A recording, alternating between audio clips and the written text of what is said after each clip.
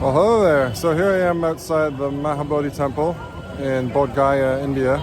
So this is the temple where Buddha was supposedly enlightened, sitting under the Bodhi tree, which is actually in there in the temple.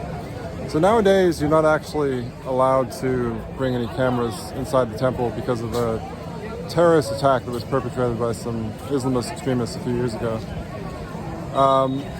So I'm just going to do a little bit of filming out here, and you can see the shape of the main temple there. It's what's called a truncated pyramid. So, you know, the bottom is this very sort of thin kind of shikara, as it's called, pyramid.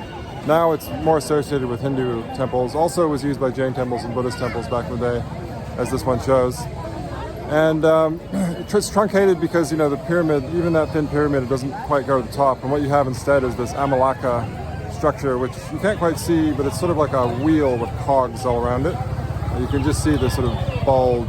Let's see if I can put my hand on it. Just about near the bottom of the top part of the structure. And then it continues to sort of taper. And then what you get at the top are finials. So this sort of decorative objects, usually in some kind of precious metal, at the top.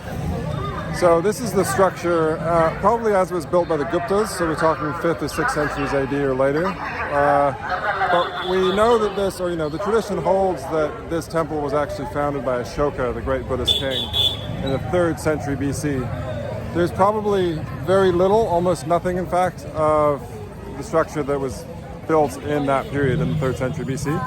However, there is one thing which we think is from that period, and that's the Vajrasana throne, the so-called diamond throne, which is really a stone block, a stone slab, which has some iconography on it, and we believe that that's probably from Ashoka's day. Everything else is later, and even the 5th and 6th century elements probably aren't as many as you might think. This was heavily restored at two main places, the two main dates in history.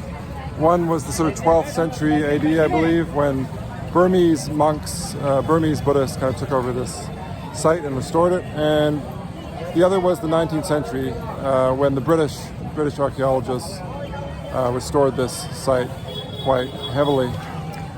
So that's about as much as I believe I can say just standing outside. But yeah, unfortunately you can't go inside, but you can see the very suggestive, shapely, very dramatic silhouette of this structure which dominates this modern town of Bodh Gaya.